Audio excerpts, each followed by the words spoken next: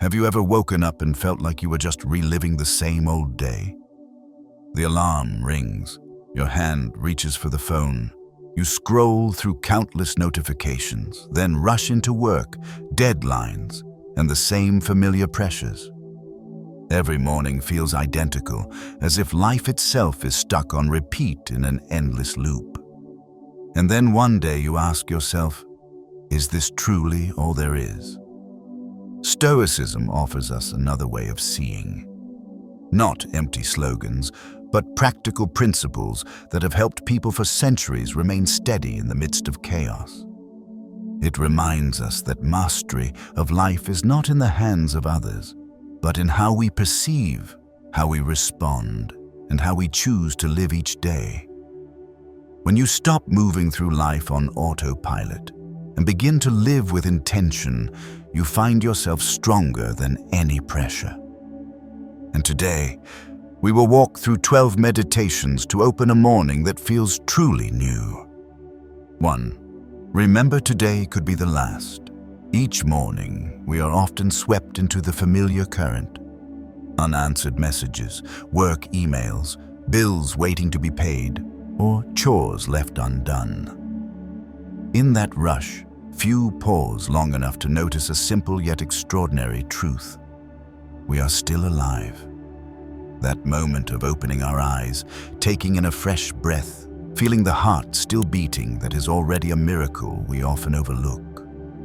When you remind yourself that today could be your last, it is not to plant fear, but to grant yourself a new lens to see life with deeper clarity and gratitude. Imagine sitting next to someone you love, a parent, an old friend, or your partner. Instead of being fully present, you scroll through your phone, half-heartedly reply, offering shallow words. But if you knew this was the last time you would sit beside them, would you still be indifferent? Every glance, every word would become precious, and you would want to carve each moment into memory. Death, when allowed into our thoughts, does not leave us in despair.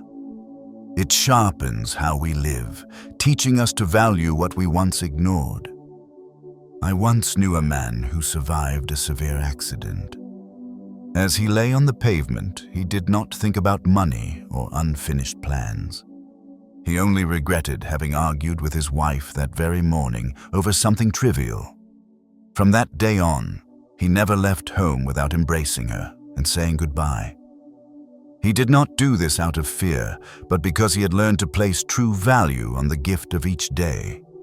When we understand that time promises us nothing beyond this moment, we begin to live with more deliberate choices, to complain less, to care more, and to act on what matters instead of waiting. You can turn this lesson into a quiet but powerful habit. Each morning, spend 30 seconds asking, if today were my last, whom would I want to see? What would I want to say? And what would I refuse to repeat? Write down one thing and do it that very day. Not to become great, but so that when your eyes finally close, you won't regret neglecting what truly mattered. When you live as if death is quietly present, you start to notice beauty even in the most ordinary moments. 2. Be grateful for what is here. Most mornings, many of us begin by reaching for our phones, unconsciously comparing ourselves to the world outside. A friend posts pictures from Europe. A colleague shows off a new car, another announces a promotion, and within minutes, your mind is flooded with a sense of lack. Lacking time, luck, opportunity, achievement. Yet how many pause to realize that the moment you opened your eyes, you already possessed what countless others desperately long for. Eyes that still see, legs that still walk, a loved one just one message away. These seemingly ordinary things are the foundation of life itself, yet we scroll past them as if they carried no worth. Gratitude is not a vague idea, nor a ritual of meditation. It is a survival skill in an age that constantly reminds you that you are not enough. It is remembering the night you lay sick with fever, wishing someone would be by your side, and realizing that today, simply waking up healthy and drinking a glass of water is already extraordinary. It is recognizing as you eat a simple meal that the lights still work, the internet still runs, and your stomach no longer aches with hunger.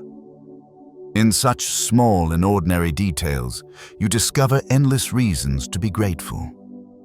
Marcus Aurelius once wrote in his journals, "Instead of longing for what you don't have, reflect on what you do have and imagine how desperately you would want it back if it vanished." Picture waking up tomorrow to find everything familiar gone: your room, your bed, even your health. Would you still be indifferent to what you have today? Of course not. In that instant, you would understand the weight of gratitude. I recall speaking with a carpenter. After an accident forced him to spend months bedridden, he said what he missed most was not wealth or distant travel, but the simple act of working in his small shop or driving himself to the market for breakfast. For him, returning to those ordinary routines was complete happiness. His story reminded me that gratitude is not about having more, but about truly seeing what is already here. If you want to practice, try something simple before sleep. Look around your room and pick one thing you would miss most if it disappeared tomorrow. It could be a desk lamp, a soft pillow, or even just an easy breath. Then ask yourself, have I lived today with gratitude for this? You don't need a long journal, just pause for a few seconds to truly feel it. And if you wake up the next morning and still find it by your side, smile. Because often happiness does not come from gaining more, but from seeing the value of what has always been before your eyes. 3. Simplify to see more clearly. Modern life teaches us that the more we have, the busier we are, the more we multitask, the more valuable our life must be. We buy things we don't need, take on work we don't want, say yes to invitations though our hearts crave rest. Slowly, we crowd our space and our minds with burdens that bring no peace. And when we finally sit still, we feel weary, heavy, and uncertain about what truly matters. This is the trap of complexity. It convinces us we are living fully, but in truth, it only adds chains.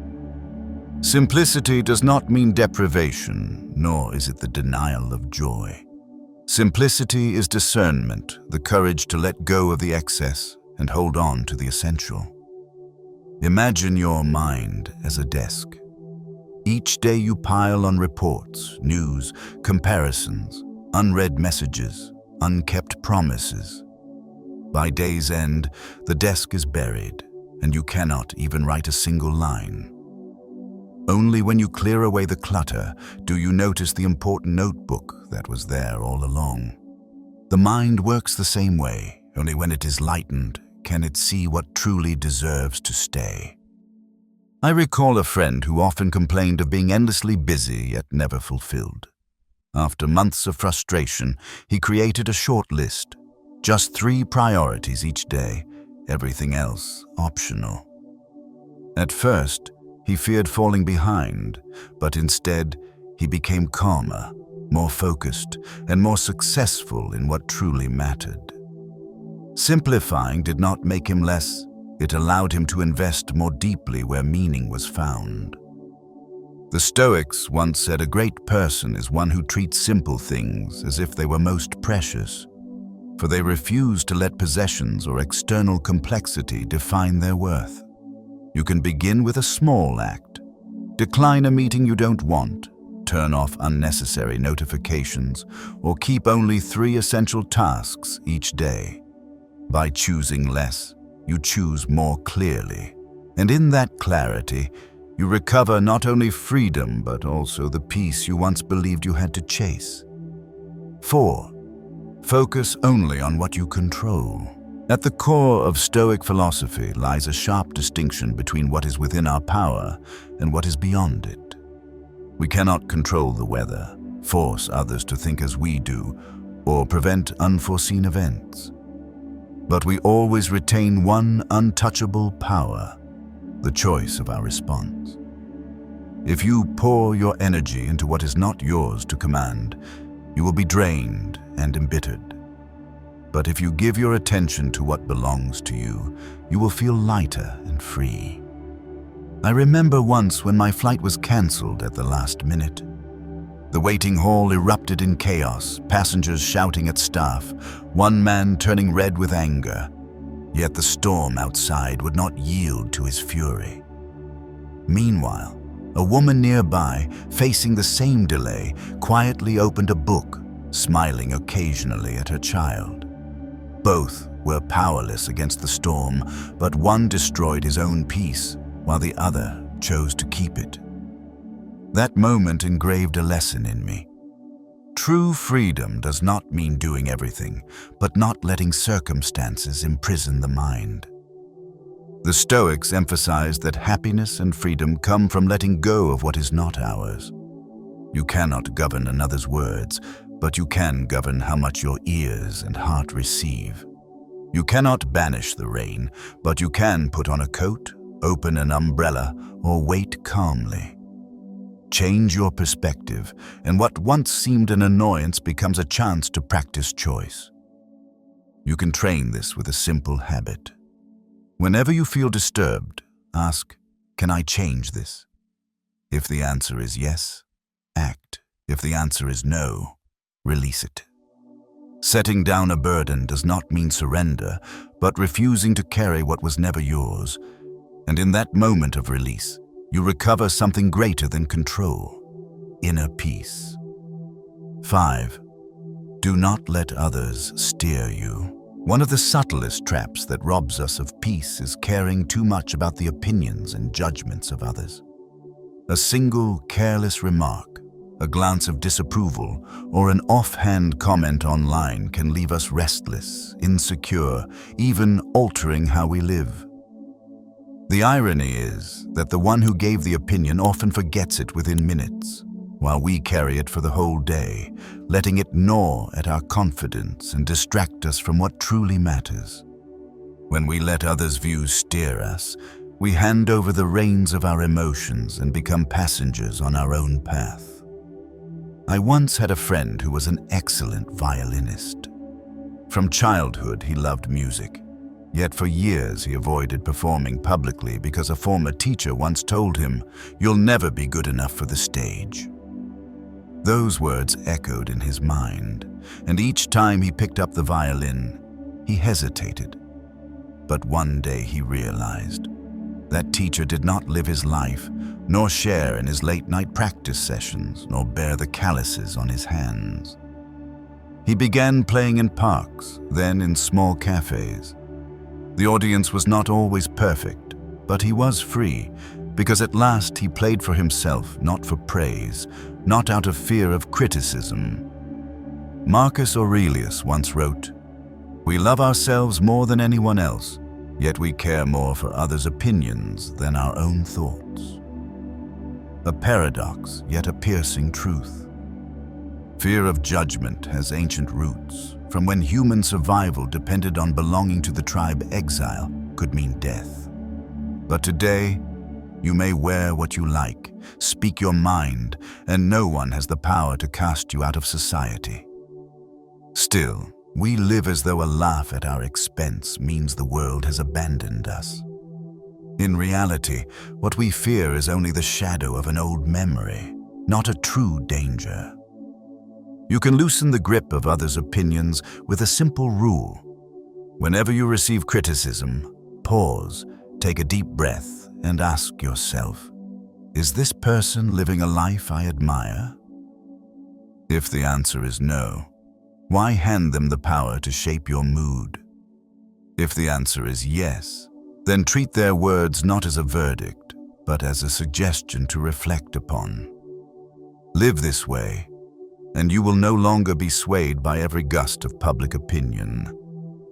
You will stand firmly on your own values, walking each step from your inner compass, not from fleeting glances of others. 6. Not everything demands a reaction. In daily life, we often feel compelled to react to everything that happens. A harsh word, a rude gesture, a comment online each becomes fuel for an outburst. Yet most of these moments require no response at all. They come and go like passing winds. If you rush to answer everyone, you place the remote control of your mind in someone else's hands. I once witnessed this clearly. In a cafe, a customer grew furious because a server spilled a little water while bringing a drink. He frowned, complained loudly, and turned the entire atmosphere tense. At the next table, another guest had water splashed on his shirt, but simply smiled and wiped it off. The first man let a trivial annoyance ignite his whole morning, while the second kept his peace. It reminded me, not every reaction is necessary. At times, silence and letting go is the strongest form of strength. Epictetus once taught that if someone makes you angry, it is only because you open the door of your mind to them. This is not weakness, but a declaration of power. Only you decide what enters your mind. In the instant another tries to provoke you, you can close that door and leave them outside. This is not defeat, it is mastery of yourself. Even science shows that when you explode in reaction, the primitive brain overwhelms reason, driving you to act impulsively. But if you pause for just a few seconds, your rational mind can step in, guiding a wiser response. A single deep breath is enough to pull yourself out of the whirlpool of impulse. In that quiet space, you reclaim true freedom, freedom from others' control, and freedom from your own rashness. Next time someone mocks you, when you feel the urge to strike back, try counting silently from 5 down to 1. In that brief pause, you will notice you have a choice. Either react and play their game, or remain calm and move forward. Each time you choose silence over retaliation, you affirm to yourself that you are at the wheel, not anyone else. And then you will see, not everything requires a reaction. Sometimes no reaction is the most powerful one. 7. Live in the present. We often live as though the present is just a draft, that life will truly begin once work is lighter, once money is more, once responsibilities are cleared away. In waiting for this someday, we miss the moments unfolding right before us. You may eat breakfast while your mind races through the day's schedule. You may sit with loved ones while your thoughts drift to unfinished plans, and when it all passes, you realize you cannot recall the taste of that meal or the look in their eyes. Losing the present rarely makes noise. It slips away silently as the mind runs ahead or lingers behind. Once, I stood at a crowded intersection waiting for the light. Most people stared at their phones, nodding to music or scrolling headlines. But a middle-aged man simply stood still, closed his eyes, and drew a long breath. His face was serene, his hands relaxed.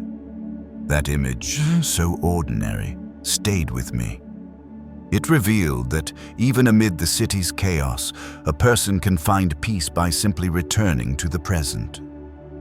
We don't need more conditions, only more attention. Marcus Aurelius once wrote that your time is not limitless, and if you don't use it to clear the clouds from your mind, it will slip away, taking you with it. His words sound like a bell. We don't lack time, we waste it on worries that have not arrived.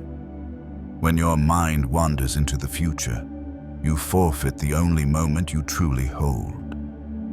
You can train presence with small acts.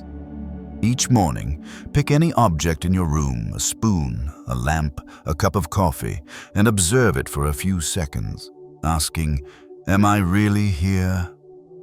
Or set an alarm to pause every 3 hours, take 3 breaths, and tell yourself, I am here. These simple gestures reconnect you with now. And if sometimes you feel uneasy doing nothing, remember that the true test is the ability to sit still without feeling lacking. Life does not exist in tomorrow, nor in yesterday. It unfolds only here and now. If you are brave enough to remain with the present, you will realize you have never lacked the time to live fully. 8. See challenges as a mental gym. In life, adversity often arrives precisely when we want everything to go smoothly. You may be rushing to an important meeting when your computer crashes. You may be hurrying to an appointment when your car runs out of gas. You may finish cleaning your home only to have rain undo it all. Such moments make us curse the universe as if it were against us. Yet with a shift in view, we see these not as punishments but as exercises to strengthen the mind, just as muscles grow only when tested under strain. The Stoics believe that hardship is not an enemy, but a trainer. A mind accustomed only to ease will collapse in storms, while a mind regularly exercised in adversity grows steady, like steel forged in fire. Think of the time you endured a harsh complaint from a colleague or loved one. Instead of seeing it as an insult, you could see it as a test of patience. Each time you endure without erupting, you build self-control and maturity. I once knew a taxi driver who worked night shifts. Each week he met all kinds of passengers, the drunk, the angry, even those who left without paying. At first, he often lost his temper, sometimes sleepless over such encounters, but gradually, he changed his approach. Whenever faced with trouble, he told himself, "This is my training for tomorrow." Those simple words helped him stay calm where others would lose control. And in that calmness, he found freedom.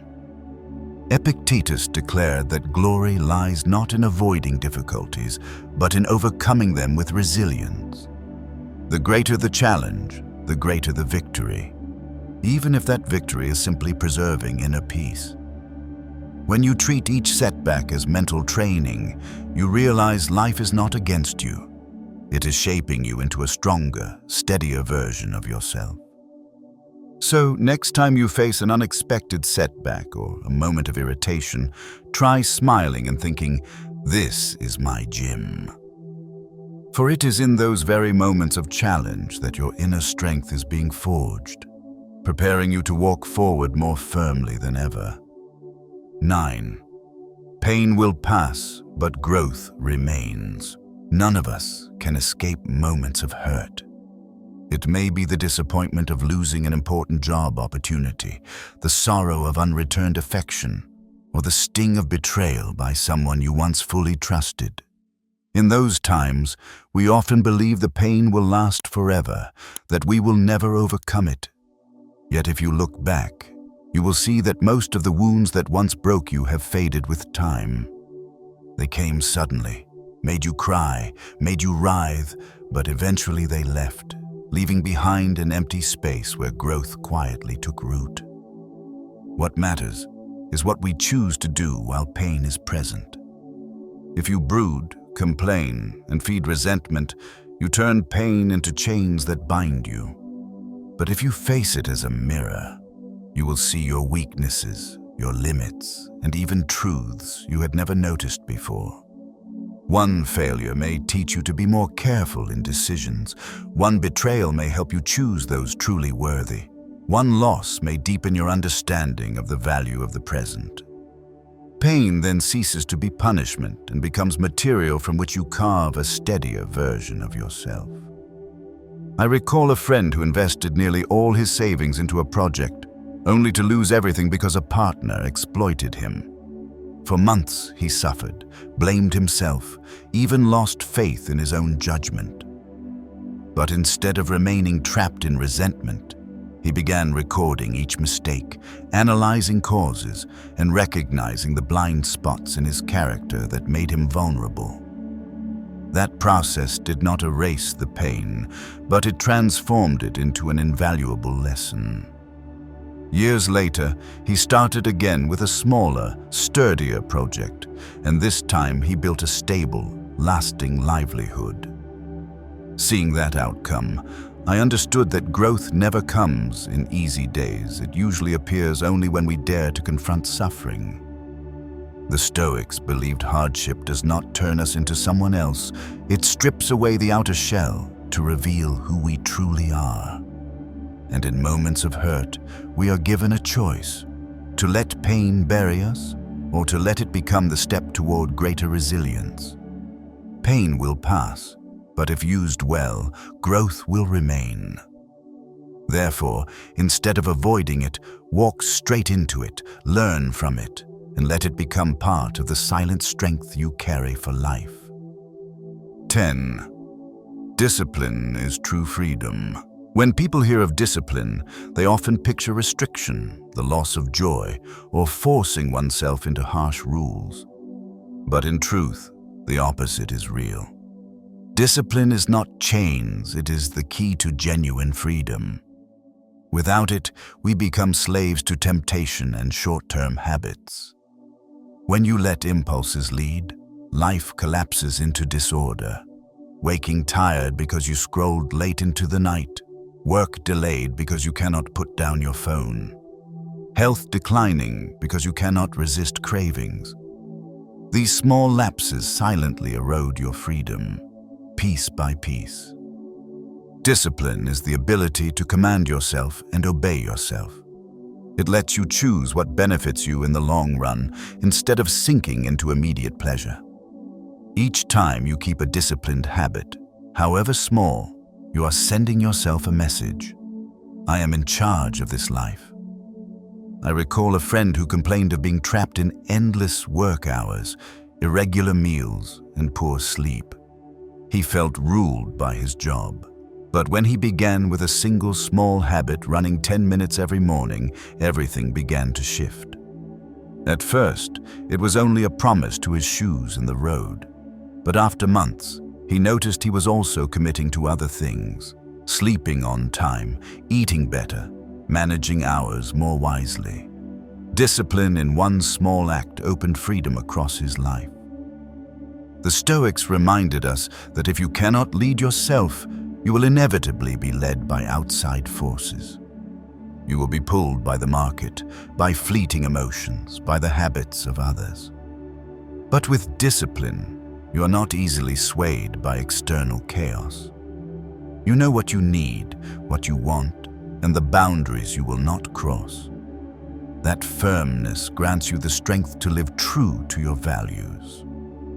You can begin cultivating discipline with the simplest actions. Wake 15 minutes earlier to sit in silence and write a few lines for the day. Resist picking up your phone in the first hour after waking. Hold yourself to 1 cup of coffee instead of 3. Such small acts, repeated, become a strong foundation. And from that foundation, you will see that freedom does not come from doing whatever you want, but from being strong enough not to be dragged by everything around you. Discipline is freedom at its deepest level, for it grants you the power to walk the path you truly choose. 11. Led by example, not by words. In life, many develop the habit of giving advice, teaching others how to live, or reminding them to change. We easily tell our children to spend less time on their phones, urge our friends to live authentically, or advise colleagues to stay calm under pressure. Yet if we do not live this ourselves, our words soon ring hollow. What inspires trust and respect is not what we say, but how we live and act each day. I recall one afternoon in a small eatery when an elderly man quietly picked up a wallet a young woman had dropped. He returned it without seeking attention, without boasting, without even waiting for thanks. The act happened so quickly that few noticed, but it left a strong impression on me. It showed me that a simple deed, born of sincerity, can inspire more deeply than 1,000 lectures. Marcus Aurelius once wrote, "Waste no more time arguing about what a good man should be. Be one." That reminder was true in his time and remains true today. Instead of persuading others to live by certain standards, let your life itself be the proof. When you master your anger, those around you will learn the power of calm. When you honor others' time by arriving punctually, you show that respect needs no words. When you take responsibility for small acts like cleaning shared spaces or offering apologies, you set a silent example of accountability. A person may speak thousands of fine words, only to be forgotten. But a repeated daily action, however ordinary, leaves a lasting mark. The Stoics never urged us to become great orators. They urged us to become living evidence of the philosophy we follow. And through your small, consistent deeds, you are teaching family, colleagues, and even strangers a quiet but enduring lesson. Ask yourself, is someone watching your life to learn from it? It may be your child, a younger colleague, or your partner. If so, then every act of yours is a lesson without words. For in the end, a person's true worth lies not in their declarations, but in what they faithfully practice each day. 12. Do not wait for perfection to begin. One of the greatest reasons people miss the chance to change is the habit of waiting for perfection. We tell ourselves we need more time, more knowledge, better tools, or ideal conditions before we dare to act. But perfection never arrives, and if you keep waiting, life slips away unused. Every skill, every achievement, every success you admire began with clumsy, imperfect first steps.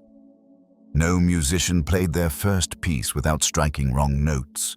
No author wrote their first lines as a masterpiece. Perfection is not the beginning, it is the result of starting imperfectly. I once knew a friend who dreamed of writing a book. He spent years reading, taking notes, even buying every tool and program to prepare. But the more he prepared, the more he feared his first draft would be terrible, and so he never wrote a single chapter. By contrast, another friend, when an idea came, simply opened a blank file and typed the first words, however messy. A year later, she had a complete draft and kept refining it. The first friend waited for perfection and never began. The second accepted imperfection and turned it into the ground of growth. The Stoics warned us that while we wait for life to begin, life is already passing. This means if you wait for the moment when everything is ready, you will never truly live. Ask yourself, how many times have you delayed a plan because you thought you weren't good enough, smart enough, or lucky enough? And how many opportunities slipped past because you stood still at the starting line? Instead of waiting, cultivate the habit of small beginnings. If you want to write 2 sentences today. If you want to exercise, run 5 minutes instead of waiting for an hour. If you want to learn a skill, give it 10 minutes now instead of waiting for the perfect schedule. The truth is, every step, no matter how small, moves you closer to what you desire. Perfection is only an excuse the ego creates to keep you safe in your comfort zone. Remember, imperfect action is better than endless delay. Only when you dare to move clumsily will you grow into clarity and mastery. Beginning today, even in imperfection, is the only way to create a tomorrow that is whole. For me, Stoic reflections are not merely ancient teachings, but a compass to examine the way I live. I once believed happiness would come with more achievements, but it more recognition, or when the world outside finally aligned with my desires. But the more I experienced, the clearer it became that true peace does not lie in changing the world. It lies in changing how I respond to it. Each time I fail, instead of blaming, I learn to see it as a lesson. Each time I hear criticism, instead of retreating, I ask myself whether that opinion is truly worth my concern. What I value most in the Stoic spirit is its reminder of self-mastery. We cannot choose what happens, but we can always choose our attitude toward it. And when I practice living with that awareness, I find myself less impatient, less dependent on external judgment, and more able to appreciate what is already present. It is not perfection, but a journey one that brings me closer each day to steadiness and inner freedom. If you find these reflections meaningful, remember to like, subscribe, and turn on notifications so you don't miss future content. And hold on to this truth. You do not need to wait for a special day to change, because every morning is an opportunity to begin again, to live as a better version of yourself. See you in the next video.